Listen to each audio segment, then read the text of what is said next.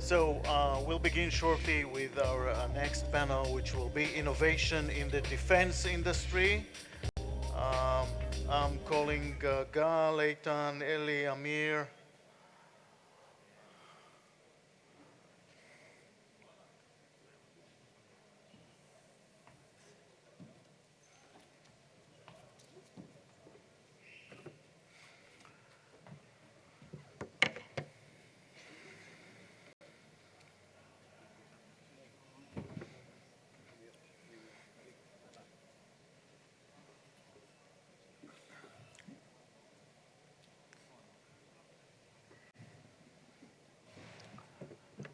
Who's missing?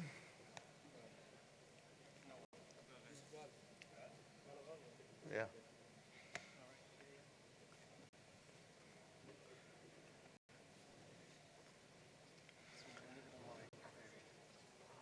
That's what we have.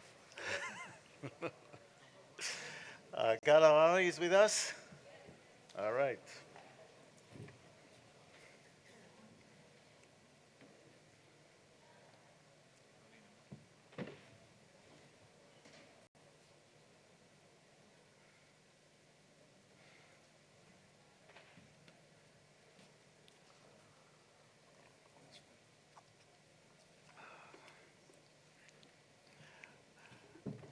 Okay, looks like we can begin.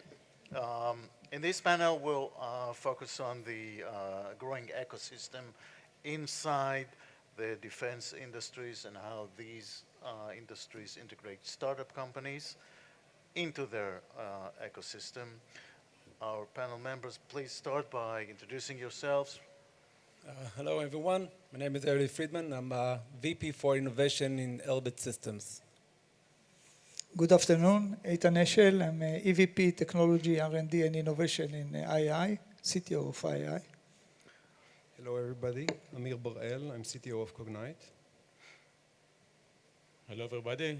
Gal Harari, CTO of DDR&D, Ministry of Defense. So, I don't know if everybody knows, but we're talking about huge defense companies, and startups are small. So how does that work? How this ecosystem building itself? Let's start with you, Amir. Thank you. Maybe at first, we need to talk about what we mean when we are using meaning dual-use technologies. Dual-use technologies comes back about maybe 40, 50 years in which both military companies and civilian companies developed airplanes. So airplane is a good example for what dual-use technology may be. You at first develop a fighter aircraft, then you commercialize it, and at the end, all the technologies come back to the fighter aircraft and enhance it. But this is good when you're talking about big projects. And the question that you correctly raised, what happens with the small startups? Then you also need to understand that we are dealing mainly with deep tech technologies, meaning you need to have patience. You need to have the ability to wait a long time.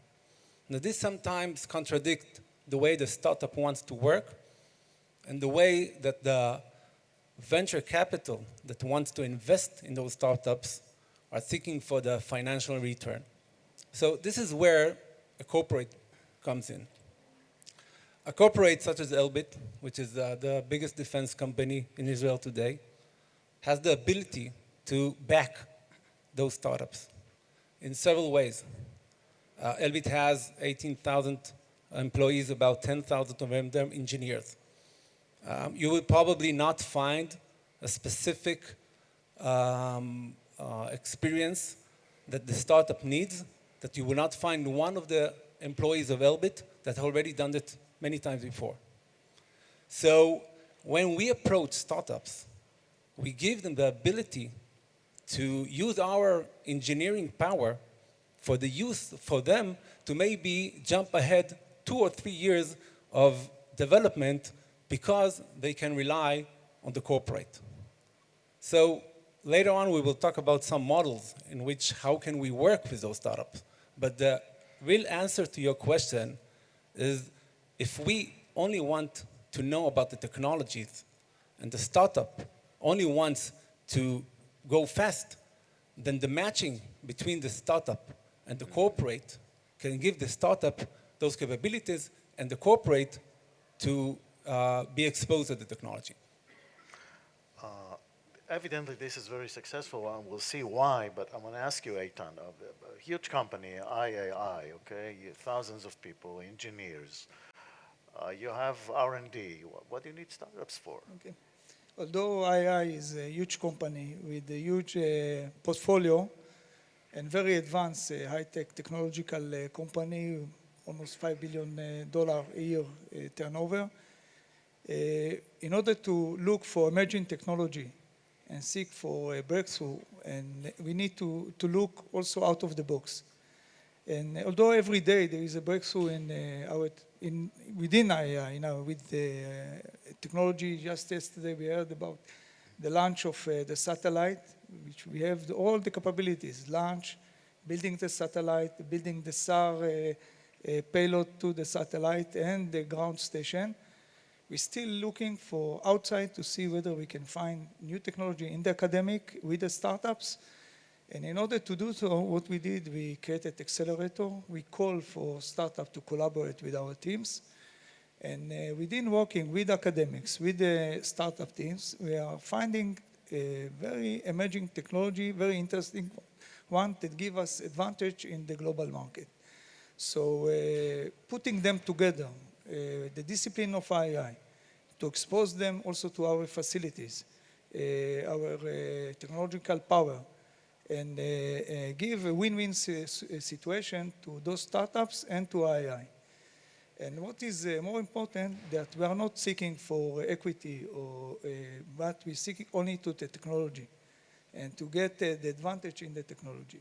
So we do so in our traditional business lines, but also, although I explained that we have a strong advantage in the space, we open also accelerator for new space, and lots of startups with the technology that might fit to the space environments can contribute to our business.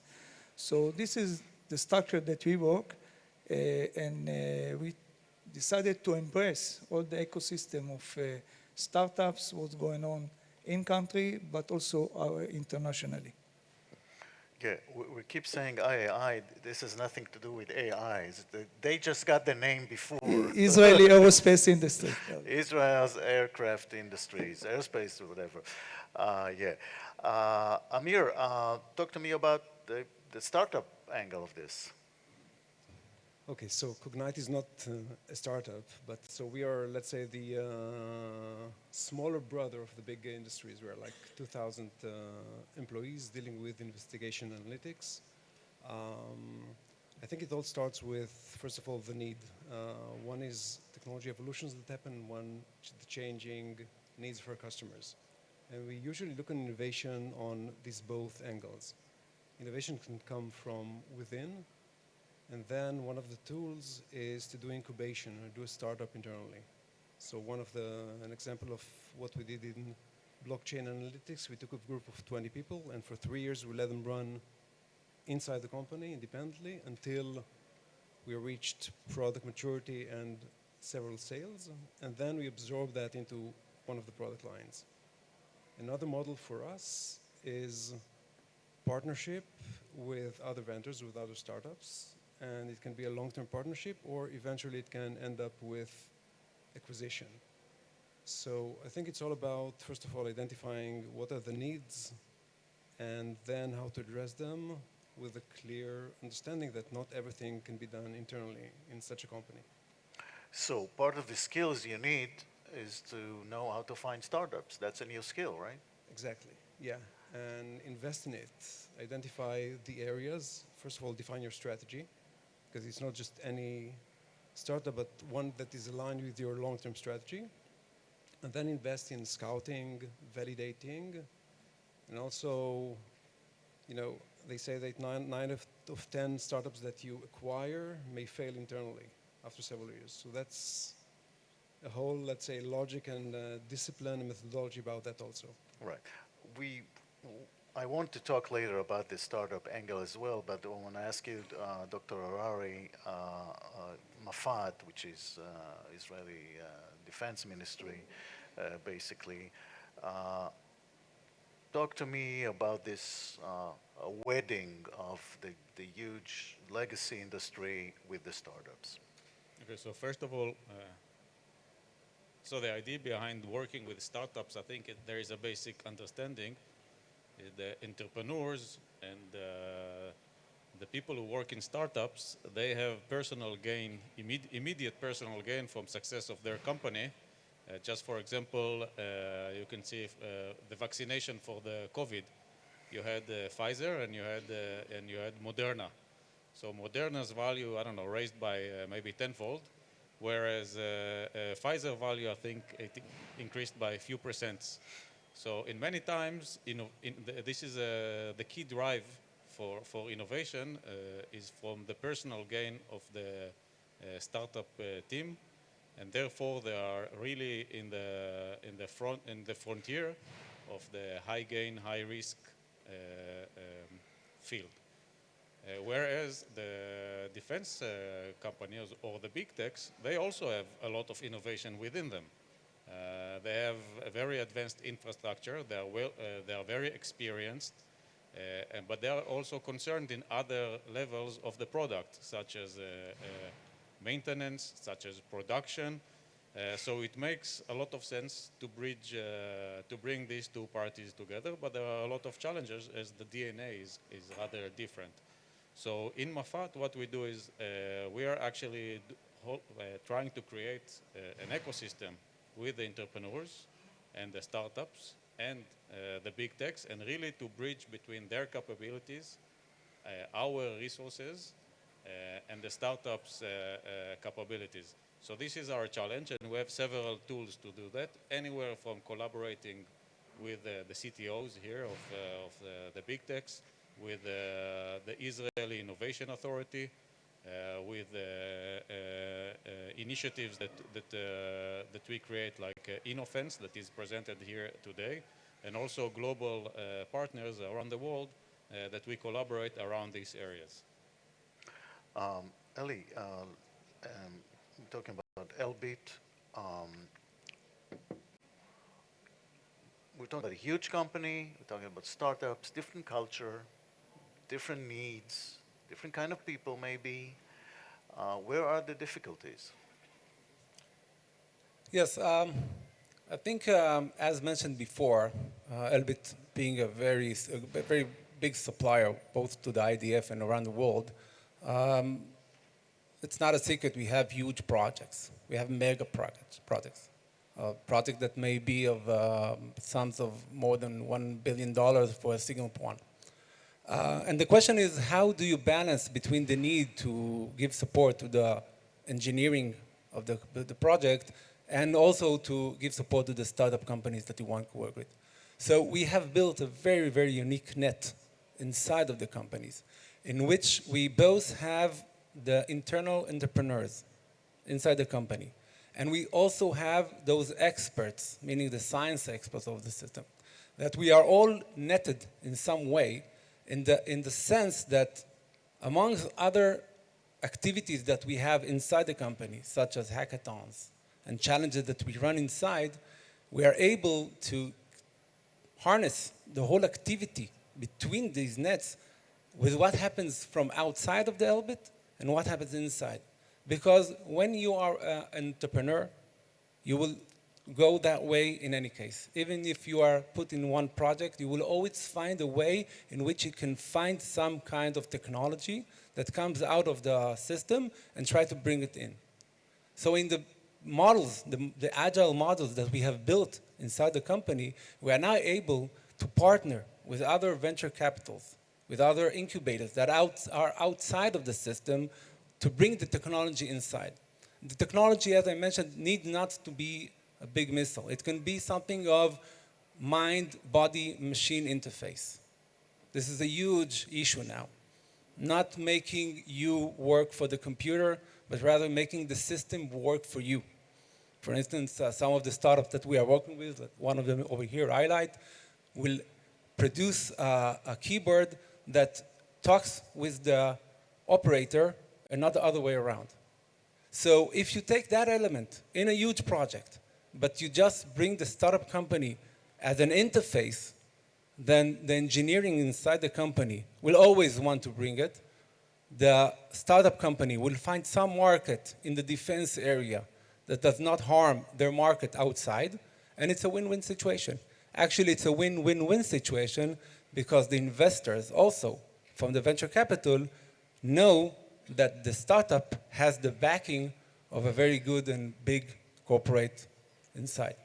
So, Eitan, let me ask you, from the startup point of view, is this better than the open market, than finance, than VC, and stuff like that?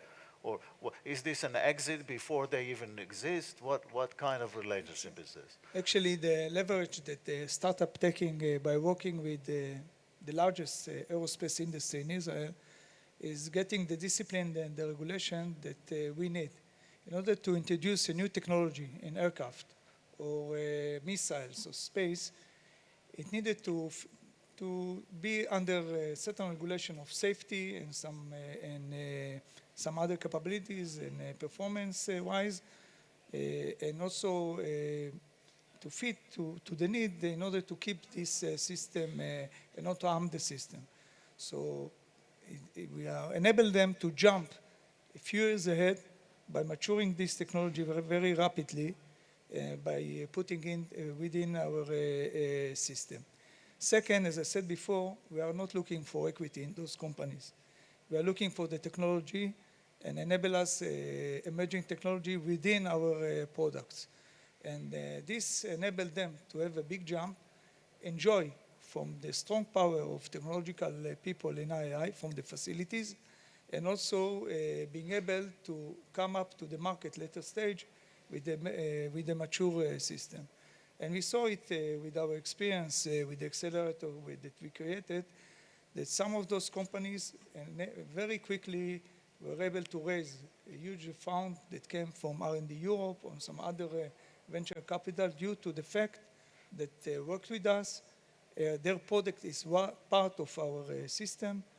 And tell you a rough number, we reach a 60% success with those programs that are under our accelerator, which is a huge, it's a very high rate of success, and success also to those startup companies. So you compete on startups? I didn't find any competition yet. No, we between collaborate. us. Eitan was my boss once, so we Yes. cooperate. I used to be the head of military R&D. I know that you are very competitive in this business, very Yes. competitive. Amir, what kind of specific technologies do you think are very now in need in this kind and specific kind of technologies for startups in this field of defense?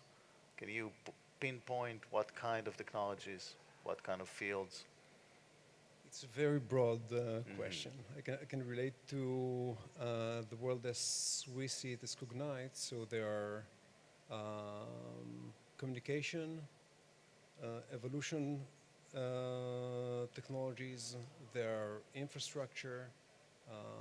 So to give you an example, new satellite Communication means new cellular technologies, 5Gs, and in the future beyond Wi-Fi, Bluetooth, etc. There are all kinds of cyber defense, complementing solutions that we deal with. On the other hand, there are in the AI that we worked a lot with, with the big data analytics, then all the trend of the AI is there strongly, and we're looking into it. So I would say that a lot dealing with both the big data in our sense and also the communication world. Okay. Gal, where's the government in all of this? So as I said, our role is basically we can sometimes give a little push to the market to go to the directions that we need. We do this through incentives. We do this through sharing where are our gaps, as detailed as possible and as accessible to the engineers as possible, so they understand our needs, and through that we can start and create solutions. We also have incentives. We have our own resources. Resources could be, of course, funding. They could also be data. They could also be laboratories. They could be all sorts of testing grounds and so on and so forth. So our role is to give access to these startup companies to these resources, and also through collaboration. So we make sure that we give platforms, sometimes accelerators, that help the startups to build a business plan and access to partners. They cost money. So sometimes we fund these platforms just so the startups could come and work. All right. We'll speak later in the day about Mafat, exactly what do you do. Eli, you've mentioned the dual use. This is a big thing in your industry. What can you take from the military use and put it in the civilian market? How is it going? Well, I think I've mentioned before, in this innovation strategy that we have built, we maybe leave it to the big companies to approach the huge technologies, as I said before, an airplane. But if we dig down to the deep technologies, let's say quantum, I believe that the defense companies will not be those who develop the specific qubit, the specific technology, but rather will be able to build a whole system, the whole engineering system that covers that quantum capabilities. Let's talk about synthetic biology, which is a huge issue all over the world. We will not have the expertise in changing DNAs for them to be some kind of memory chip. But we will be those who know how to incorporate it in our systems in order for them to have some kind of real engineering in front of them that tell them, okay, these are the processes that you need to go through. Let's talk about construction. Construction is a big, of course, market. Construction needs a lot of technology. In some areas, it is about 30 years back.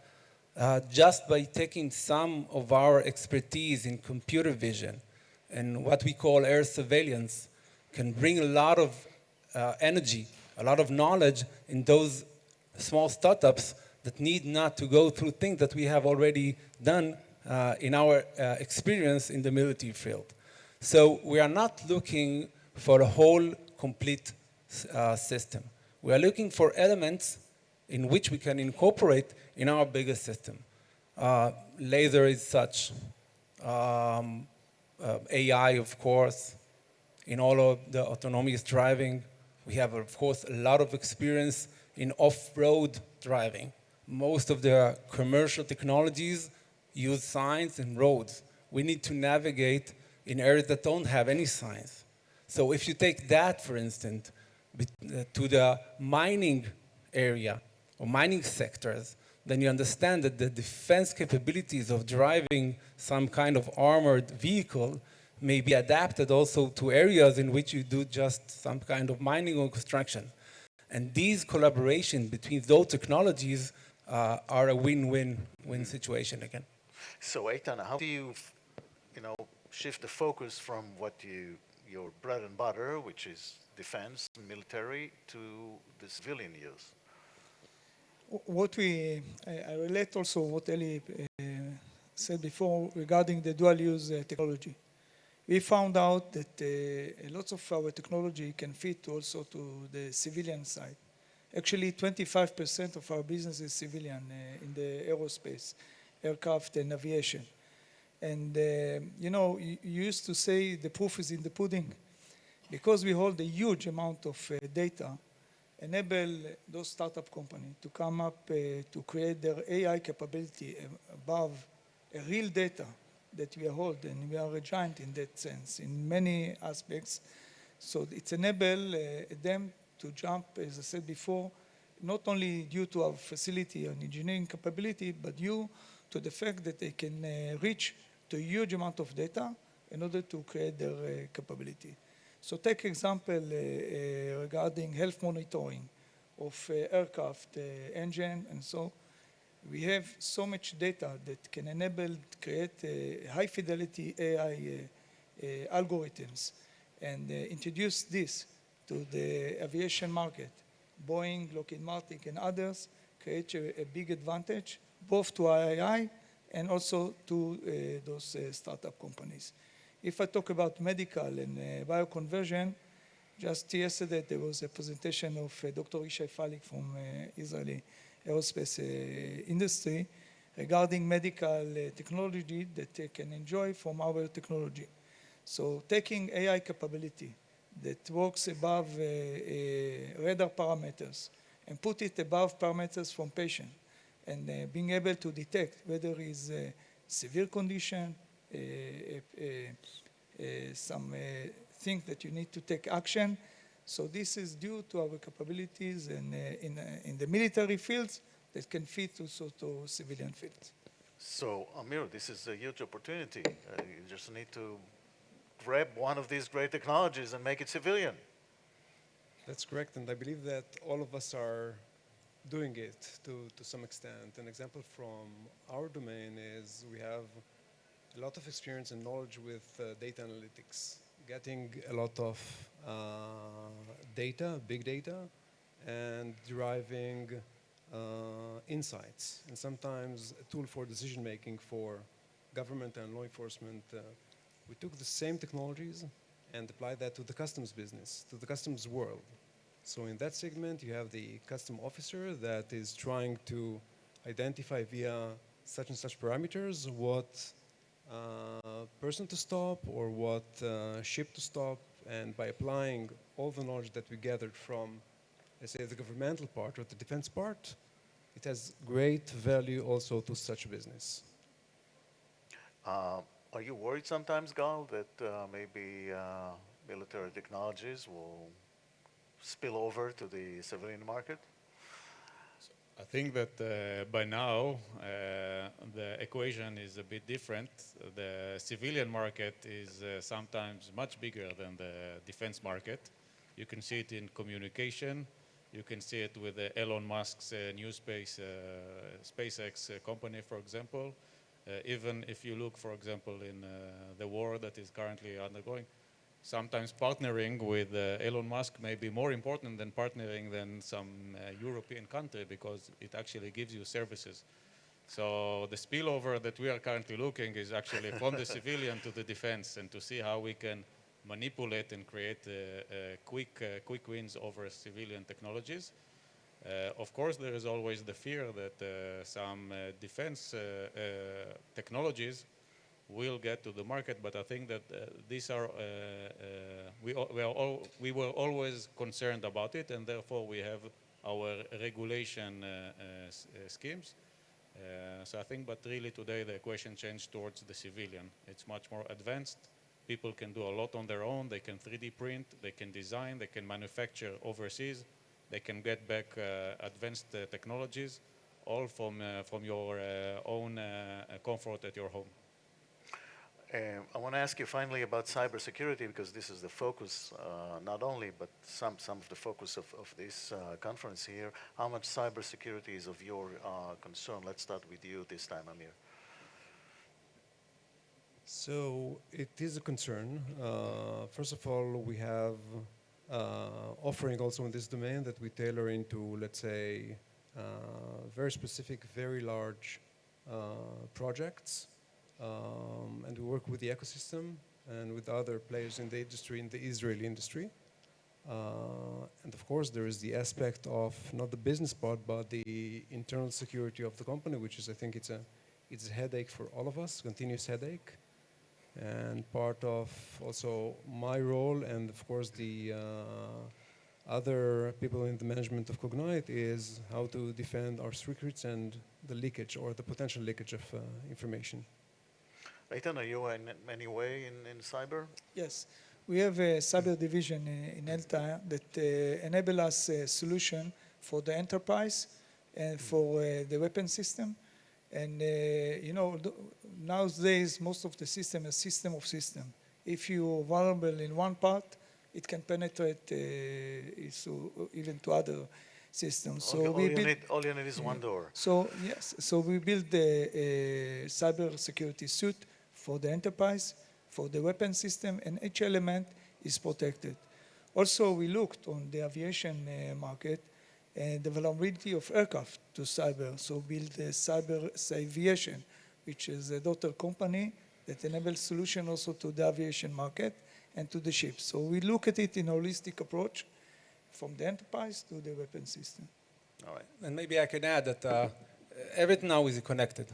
Everything is connected in Wi-Fi, everything is connected in all other communication aspects. And even for the autonomous driving capabilities, you need ways to think of not only the cyber protection of the computer itself, but also all the gateways that come from the RF communication.